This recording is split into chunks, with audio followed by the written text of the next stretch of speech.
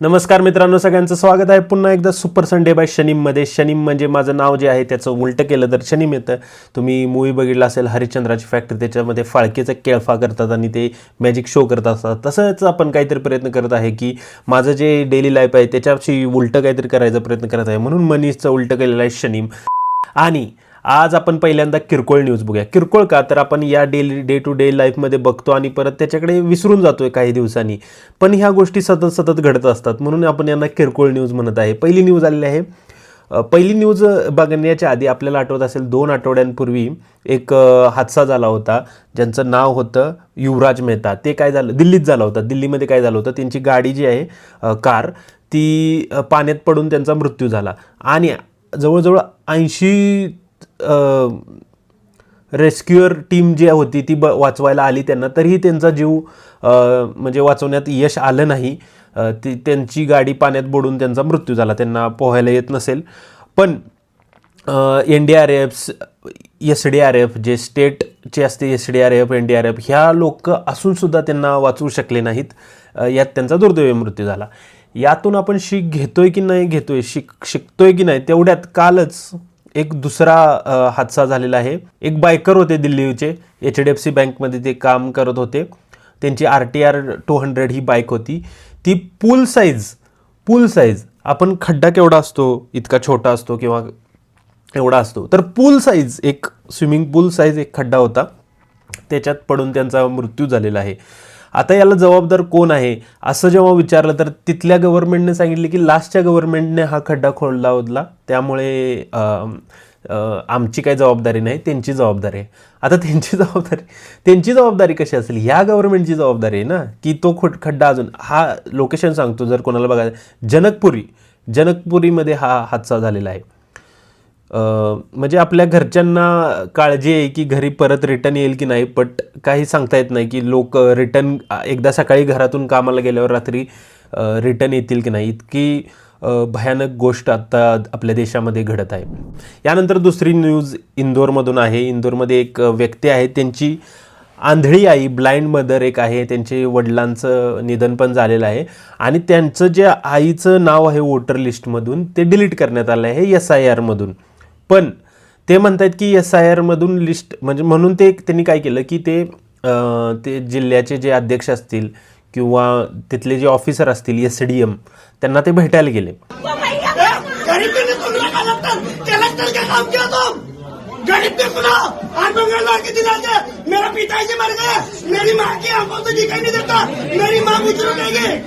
प्रत्येक आठवड्याला त्यांना बोलवत आहेत त्यांच्या आंधळ्या आईला घेऊन.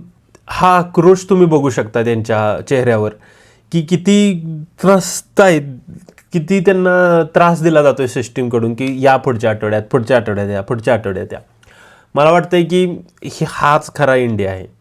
आपण जे प्रिव्हिलेज्ड आहे की आपल्याला 2 वेळचं खायला मिळतं, सगळ्या गोष्टी व्यवस्थित आहेत, पण मोस्ट ऑफ द इंडिया म्हणजे आता 140 कोटीतले 40 कोटी काढून टाका, 100 कोटी लोक अशी जगत आहेत डेली की त्यांना डेली हे फेस करायला लागते की तुम्ही एक भारतीय असल्याचा अनुभव घ्यायचा असेल तुम्हाला, तर तुम्ही हा आहे भारतीय असल्याचा खरा अनुभव, की प्रत्येक आठवड्यात प्रत्येक दिवशी जाताना तिथून रिजेक्शन मिळतं त्या ऑफिसमधून किंवा गव्हर्नमेंटच्या जो व्यक्ती बसला UPSC कडून.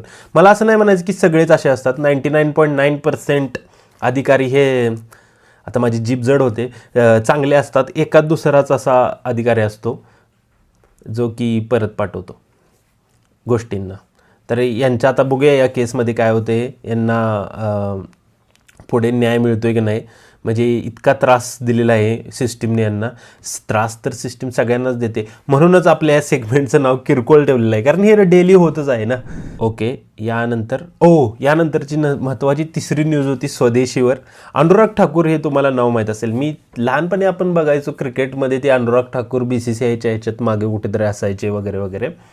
आता ते BJP नावाच्या एका पक्षाचे नेते आहेत. तर लोकसभेत त्यांनी भाषण जेव्हा चालू होतं किंवा काहीतरी त्यांनी करत होते आंदोलन किंवा ओरडत होते, तेव्हा चुकून ते वरती उठले आणि त्यांचा LV नावाचा एक बेल्ट प्रसिद्ध झाला. आता हा दोन गोष्टी आहेत यामध्ये. पहिली एक गोष्ट म्हणजे या बेल्टची प्राईस जवळजवळ 50,000 ते 1,00,000 याच्यामध्ये काही असू शकते, कारण डॉलरवर डिपेंडंट आहे आणि तो कुठून घेतला आहे ते डिपेंडंट आहे, डिस्काउंट किती भेटला आहे ते डिपेंडंट आहे. त्यामुळे त्याच्यात नको घुसायला आपण, कारण डॉलरची प्राईस रोज वाढतच आहे. हा या बेल्टची प्राईस समज $1,000 असेल तर 91,000 रुपयाचा हा बेल्ट आहे आणि डॉलरची प्राईस जशी वाढेल 91ची $100 झाली समजा तर 1,00,000चा हा बेल्ट होईल. त्यामुळे प्राईजमध्ये आपण घुसायला नको. हे सगळे श्रीमंत लोक आहेत, यांच्याकडे भरपूर पैसा आहे. हे 1,00,000चा बेल्ट काय 10,00,000चा बेल्ट घालतील, सोन्याचा बेल्ट घालतील, तो प्रश्न नाही. प्रश्न 2 नंबरचा जो मी म्हटला तो आहे तो याच्यामध्ये काफ म्हणजे जे वासरू असतं त्याचं कातडी यूज केलेलं आहे. इथं जरा खटकलं, कारण हे जे असतात ना की आम्ही रस्त्यावर उठून ही सेवा वगैरे करतो, तेच जर हे रक्षकच झाले, भक्षक, अशी अशी उपाधी यांना द्यायला लागेल. म्हणजे गाई वासरू असे आपले प्राणी आहेत, यांचे कातडीपासून बनवणाऱ्या या गोष्टी असतात. LV, गुच्ची, चॅनेल, परत प्राडा, ह्या सगळ्या जे ब्रँड्स आहेत, लक्झरी ब्रँड्स, इटालियन ब्रँड्स, हे या गोष्टी मगरीपासून बनवतात, कातड्यापासून. तर लोकांनी हे लक्षात घेतलं पाहिजे की जे जर हा नेक्स्ट टाईम म्हणेल की स्वदेशी वापरा, असलं काय वापरू नका, तर तू त्याला हा फोटो दाखवा, म्हणायचं की तू LVचा बेल्ट गाठला होतास पार्लमेंटमध्ये, आणि ते पण. आत्मनिर्भर भारत, स्वदेशीनंतर स्वदेशीचा डंका जिथे वाजला ते बजेटला मी मेन स्टोरीमध्ये म्हणजे ठळकमध्ये ठेवणार होतो, पण बजेट हे एकदमच किरकोळ निघालेलं आहे. यात आहेत काही चांगल्या गोष्टी. 12,00,000 कोटीचं बजेट आहे, म्हणजे आपल्याकडून 12,000 रुपये आपल्याकडून बजेट हे होत नाही, काय म्हणायचं ते सांभाळलं जात नाही. हे 12,00,000 कोटीचं बजेट होतं, म्हणजे it's a big challenge. Effort आहेत. निर्मलाताई या कंटिन्युअसली 10-12 वर्ष झालं या बजेट साधारण आहे बजेट प्रेझेंट करत आहेत. चांगलं काहीतरी बोलायला पाहिजे ना, ही चांगली गोष्ट आहे. डिफेन्सचं आपलं बजेट वाढवलेलं आहे, बिकॉज आत्ता जे जगात चालू आहे, युद्ध पातळी म्हणा किंवा बिझनेस वॉर, सगळ्या फ्रंटने आपण रेडी असलं पाहिजे. देशासाठी सगळ्यात महत्त्वाचं आहे आपली सुरक्षा, त्यामुळे त्याचं डिफेन्ससाठी आणि त्याच्यासाठी बजेट वाढवलेलं आहे, हे चांगली गोष्ट आहे, नो डाऊट. पण तुम्ही बघू शकता की टॅक्स जो भरतो माणूस त्याच्यामध्ये काही चेंजेस नाही झालेले बेसिकली. दुसरी म्हणजे बेसिकली काय, म्हणजे मी सर्च करतो याच्यामध्ये, मला काही सापडत नाही आहे असं स्पेसिफिक हे खतरनाक आहे. खूप मला एवढं कळालं की एक मासा असतो समुद्रात कुठला तरी, त्याच्यावर म्हणजे कमी केला आहे, तो स्वस्त झाला आहे बघा मासा. जर कोण मासे खात असेल तर त्याच्यासाठी चांगला आहे. यानंतर आपण एक मस्तपैकी न्यूज आलेली आहे, म्हणजे असा कुठलाच आठवडा नाही की बिहारमध्ये काहीतरी घडते आणि आपल्याला भेटत नाही. तर बिहारमधून एक खतरनाक न्यूज आलेली आहे. बिहारमध्ये UGC जे आहेत त्यांनी, UGC एक कमिटी आहे, त्यांनी जे AI यूज करणाऱ्यांना त्यांचं प्रोत्साहन कमी केलेलं आहे. म्हणजे तुम्ही टेक्नॉलॉजी वापरू शकत नाही असं केलेलं आहे. का? म्हणजे जर जग पुढे चाललं आहे ना, AIचा यूज करा, पण बिहारमध्ये म्हणतात की AI यूज करू नका, कारण तिथली जे स्टुडंट्स आहेत ते अल्ट्रा प्रो मॅक्स आहेत. बाबासाहेब भीमराव आंबेडकर बिहार युनिव्हर्सिटी ही जी युनिव्हर्सिटी आहे तिथले जे PhDचे स्टुडंट्स, 10वी-12वी नाही किंवा इंजिनिअरिंग किंवा ग्रॅज्युएशन डिग्रीवाले नाही, PhD स्टुडंट्सनी त्यांचा जो थिसिस आहे, डायरेक्ट थिसिस, तो ChatGPTला विचारून लिहिलेला आहे. ओके, आता ही झाली एक लेवल, हे झाले PhD स्टुडंट्सच्या मेमरी करायची. पण UGC ती जी कमिटी आहे जी हे थिसिस चेक करते, त्यांनी AIलाच विचारलं की हे कॉपी केले की सांग तुझ्याकडून, तर ते म्हटलं हो हे कॉपी केलं आहे माझ्याकडून. तर 2 लेयर्स आहेत याच्यात. एक लेअर म्हणजे हे स्टुडंटनी यूज केलं, दुसरी लेअर टीचर्सनी यूज केलं की थिसिस. आता हे कधी वाचत बसू थिसिस, तू सांग यात काय लिहिलं आहे. मग ते AIनं सांगितलं की अरे हे तर मीच कॉपी करून दिलं होतं ते तुमच्या स्टुडंटला.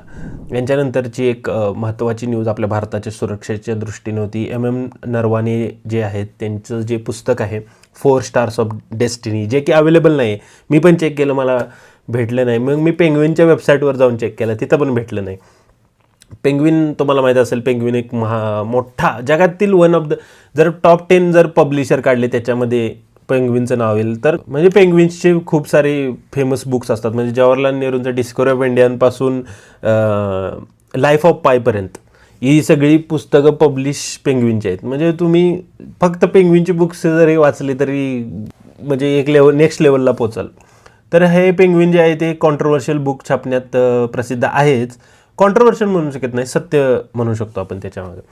आणि हे बुक भारतात बॅन केलेलं आहे. बॅन म्हणजे बॅन नाही केलेलं, ते बुक अजून अवेलेबल केलेलं नाही लोकांसाठी. आणि त्याचं पेंडिंग आहे आपल्या डिफेन्स मिनिस्ट्रीकडे. ते आत्ता रिव्ह्यूमध्ये 2 वर्ष झालं रिव्ह्यू करते लाईन बाय लाईन. आणि ते एकदा रिलीज झालं की आपल्याला वाचायला भेटेलच. मी वाचून काढेनच ते बुक आणि तुम्हाला सांगेन. बेसिकली याच्यात काय लिहिलं आहे की आपल्या इंडियन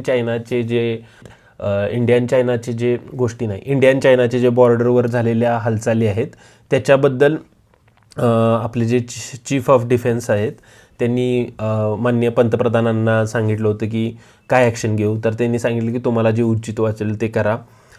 ह्या गोष्टी आहेत. आणि याच्या अंडर एक डीप आज जर गेलो एक लेवलला तर अजून काही काही असू शकतं. हे पुस्तकच आपल्याकडे आलेलं नाही त्याच्यामुळे आपण सांगू शकत नाही.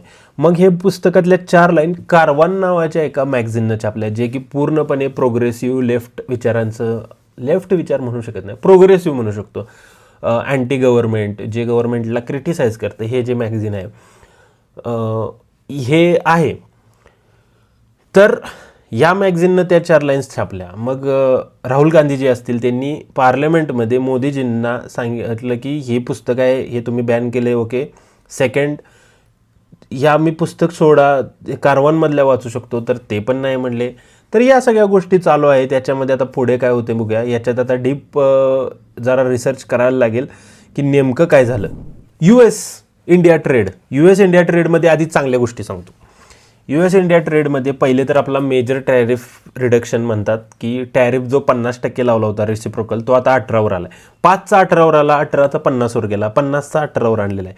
म्हणजे आपल्याकडे कसे पेट्रोल प्राईस बघा आधी वाढवायचे, 80 रुपयाचे 90 रुपये करायचे, मग लोक दंगा करायचे, लोक म्हणायचे एवढी कशी काय प्राईस वाढवली, मग ते 85 करायचे. म्हणजे यांना 85च करायचं होतं आधी, मग ते 90 केलं होतं. असे प्राईसचं आधी ठरवायचे.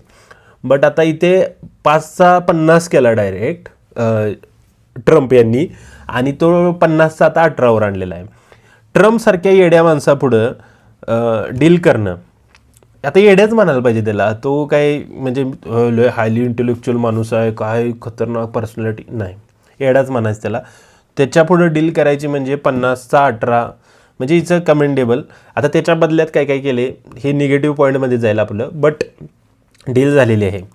0 ड्युटी ऑन इंडियन एक्सपोर्ट्स, जसं की फार्मास्युटिकल आहे, ज्वेलरीज आहेत, ॲग्रिकल्चर आहे, टेक्नॉलॉजी आहे, एरोस्पेस आहे, याच्यामध्ये 0 ड्युटी लावलेली आहे. त्यानंतर भारतानं US कडून $500 बिलियन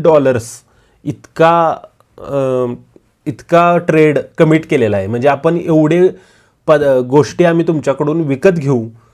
आता याच्यामध्ये काय झालेलं आहे, ह्या ट्रेडचा सगळ्यात मोठा मुद्दा म्हणजे व्हेनेझुएलाचा तुम्हाला विषय माहीत असेल. व्हेनेझुएलाच्या प्रेसिडेंटला आपण नाही ट्रम्पने पकडलं की तो ड्रग विकतोय US मध्ये वगैरे वगैरे या गोष्टींसाठी. पण रिअल रिझन होतं व्हेनेझुएलामध्ये त्याला US पेट्रोल पंप टाकायचा आहे असं समजा. पेट्रोल पंप नाही, ऑइल एक्स्ट्रॅक्ट टाकायचं. व्हेनेझुएलाकडे भरपूर ऑइल आहे आता, म्हणजे आत्ता जेवढं आहे त्याच्या 17 पट असं म्हणू शकतो, एवढं व्हेनेझुएलामध्ये ऑइल रिझर्व आहे.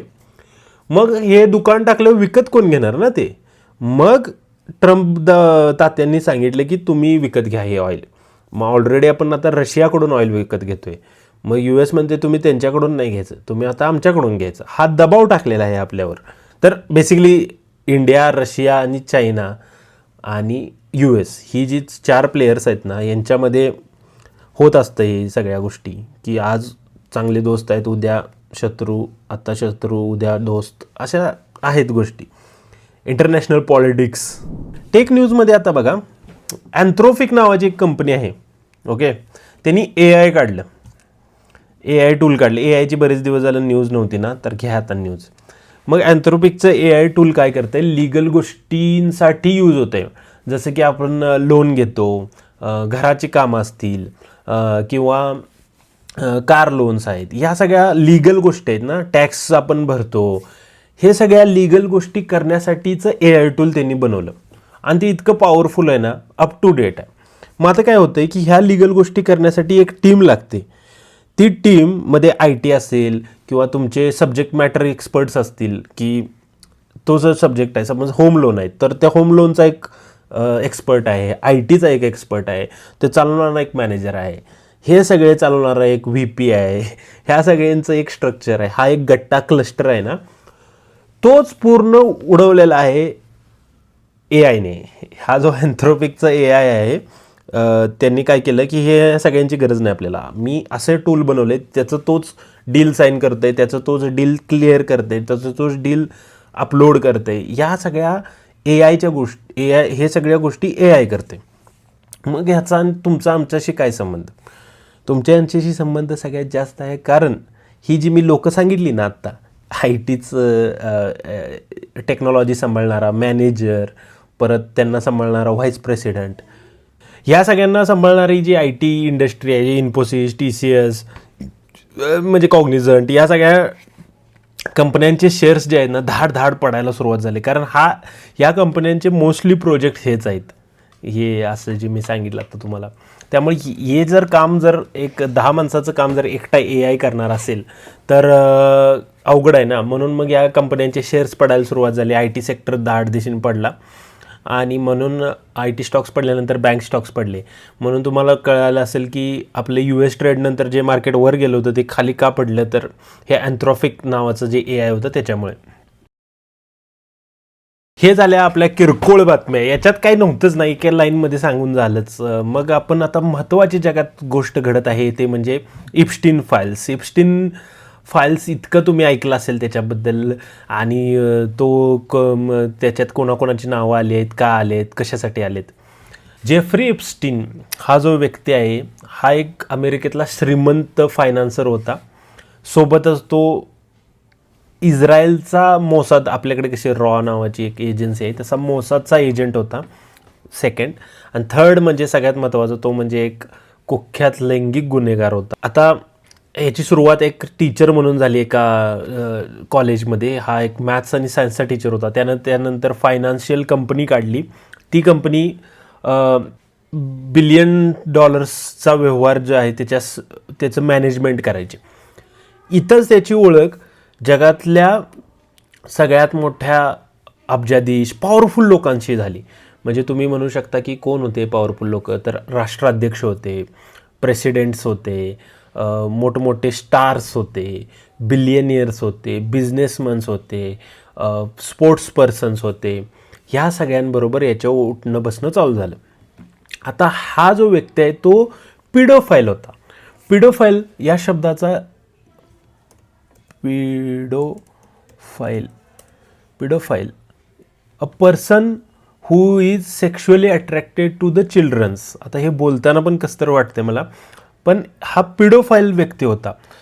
हा व्यक्ती, आता मला वाटतं हा जेव्हा कॉलेजमध्ये शिक्षक होता तेव्हा पण याचे कांड असणार आहेत काहीतरी, ते बाहेर आलेले नाहीत.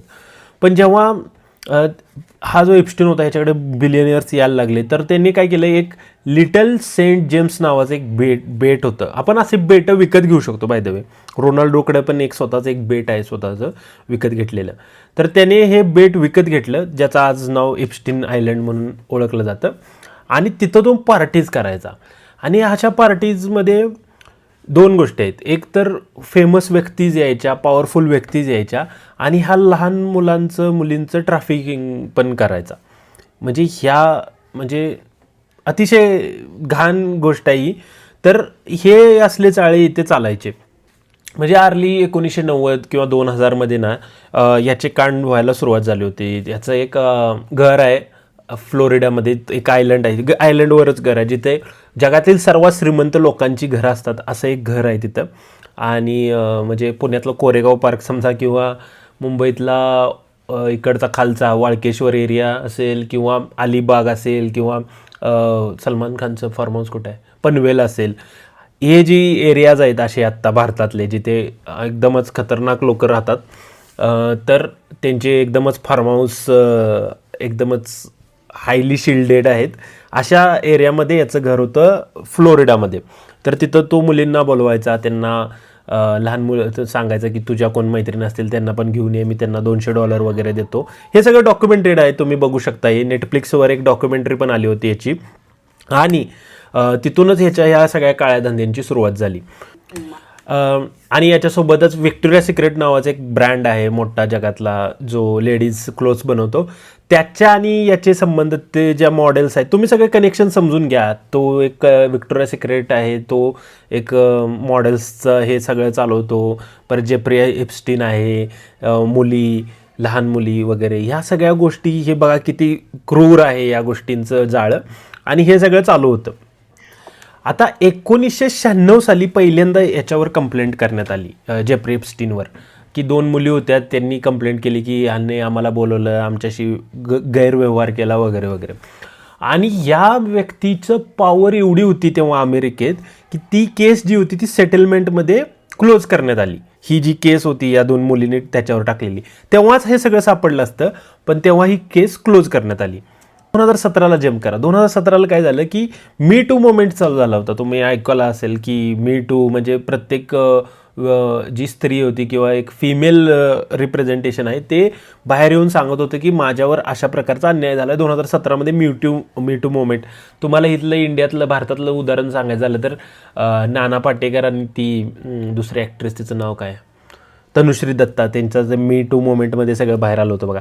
त्या मोमेंटला, मी टू मोमेंटच्या ह्याच्यामध्येच एप्स्टीनचं नाव परत आलं, आणि तेव्हा जी 1996ला केस बंद केली होती ती परत ओपन करण्यात आली, की या केसमध्ये काहीतरी घोळ करण्यात आला आहे, सेटलमेंट करण्यात आलं आहे, मुलींवर अत्याचार करण्यात आलेला आहे त्या 2. ओके, मग तेव्हा समजलं की अरे ह्याचं एक आयलंड आहे स्वतःचं, तिथे काय काय असेल. मग तिथं शोधायला सुरुवात झाली, आणि इन्व्हेस्टिगेशनमध्ये 30 लाख डॉक्युमेंट, 2000 व्हिडिओ, अशा बरेच मोठे मोठे नंबर्स, आत्तापर्यंतची ह्याची सगळी हिस्ट्री जेवढी होती ती सगळी बाहेर आली.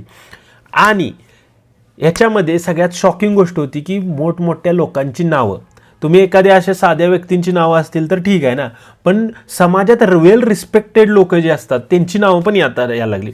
पण आता यामध्ये पण 2 गोष्टी आहेत. एक, सेक्शुअल कंटेक्स्ट जो आहे, म्हणजे एखाद्या व्यक्तीचं नाव एखाद्या मुलीबरोबर किंवा त्या चौकटीत बसणं, आणि दुसऱ्या गोष्टीसाठी, म्हणजे जसं की आता इंडियातलं एक नाव आलेलं आहे, इंडियातली बरीच नावं आली आहेत, अनुराग कश्यप, मीरा नायर, नंदिता दास, ह्यांची नावं आलेली आहेत, पण त्यांची नावं त्या कंटेक्स्टमध्ये आलेली नाहीत जे कंटेक्स्टमध्ये बाकीच्यांची नावं आली आहेत. जसं की बिल गेट्स असेल, मायकल जॅक्सन, ट्रम्पवर बोलणारच आहे मी, पण अशी परत बिल क्लिंटन आहे, अमेरिकेचा राष्ट्राध्यक्ष, परत आपला हा काय नाव त्याचं, UK चा प्रिन्स होता तो, त्याचं पण नाव आलेलं आहे. ही नावं लहान मुलींच्या कंटेक्स्टमध्ये त्यांच्यावर केलेल्या अन्यायाच्या ह्याच्यात आलेल्या आहेत. काहींची नावं आता आपले ते एक आहे, त्यांनी मेक इन इंडियासाठी ट्रेड केली होती त्याच्यात, हरदीप सिंग जे होते, हरदीप सिंगचं नाव आलेलं आहे त्याच्या फाईल्समध्ये मेलमध्ये तर मोदींचं पण नाव आलेलं आहे. ते आपण सांगू शकत नाही ते आत्ता, कारण आपल्याकडे क्लिअरिटी नाही आहे की काय झाले त्याच्यावरती, एक्झॅक्ट काय झाले. पण भरपूर मोठ्या मोठ्या लोकांची नावं आहेत. इवन स्टीफन हॉकिंगचं नाव आहे. Stephen Hawkings was on Epstein islands. So ही जी नावं आहेत ह्यांचा कंटेक्स्ट काय असू शकतो तिथे, आणि सगळेच जर असं म्हणत असतील की त्याच गोष्टीसाठी त्यांची नावं, पिडोफाईल्स म्हणूया आपण, त्या नावं घेतली तर अवघड होईल, कारण ठोस पुरावा नाही. पुरावा ज्यांच्या विरोधात आहेत त्यांची तर सगळ्यांनी उघडं पाडलंच आहे त्यांना. बिल क्लिंटन असेल, बिल गेट्स असेल, इवन बिल गेट्स आणि त्याची जी बायको आहे मिलिंडा गेट्स, यांचा डिवोर्स होण्याचं कारण पण ते होतं, बिल गेट्सचं हे वागणं वगैरे वगैरे. तर ही सगळी नावं आलेत. आता यामध्ये सगळ्यात मोठं नाव आहे डोनाल्ड ट्रम्प. डोनाल्ड ट्रम्पचा हा एकदम जिगरी दोस्त होता. ओके, आणि हा ट्रम्प जो मी म्हटलं ना मगाशी, हा एक येडा माणूस आहे. तर खरंच तो येड्याच्या पलीकडचा माणूस आहे. त्याला मी लहानपणापासून बघतो. WWE लाईव्ह TV 10 स्पोर्ट्सवर बघितलेला मी व्यक्ती आहे तो. आणि डोनाल्ड ट्रम्पचं नाव फ्रेंड्समध्ये चॅन्डलरने जेव्हा घेतलं होतं तेव्हापासून माझं होतं की हे कोण आहे हा व्यक्ती. 2000 पासून मी त्याला म्हणजे मी फॉलो करतोय. तर एकदम येडा माणूस आहे हा, आणि त्याचं नाव 1000 वेळा त्या फाईल्समध्ये आत्ता तरी सापडलेलं आहे. आणि ट्रम्प सरकारचाच हे होता, दबाव होता की ह्या फाईल्स बाहेर नाही आल्या पाहिजेत. पण आता लोकांनी प्रोटेस्ट केले, तिथे प्रोटेस्ट होतात. प्रोटेस्ट नावाची एक गोष्ट आहे जिथे लोक रस्त्यावर उतरतात आणि आंदोलन करतात. ती आता भारतातून नाहीशी झालेली आहे. पण असा प्रोटेस्ट केला आणि त्यामुळे मोठ्या प्रमाणात तिथं दबाव आला सरकारवर आणि तिथल्या फाईल्स बाहेर आल्या. हे झालं ट्रम्प्सचं. आता ट्रम्पच्या गव्हर्नमेंटला ह्याच्यामुळे काय फायदा होईल की तोटा होईल हे येणाऱ्या काळात समजूनच जाईल. पण केसेस चालतील आता ट्रम्पवर. एक्झॅक्टली त्यांनी काय केलं आहे काय नाही केलं आहे बघूया आता याच्यावर काय होतं आहे पुढे पुढे. तर Epstein files is a very strong thing. तर गाईज याच होत्या आपल्या काही किरकोळ आणि ठळक बातम्या. आपण पुढच्या वेळी पण भेटू आणि तुम्ही चॅनलला लाईक करा, शेअर करा आणि सबस्क्राईब करायला विसरू नका.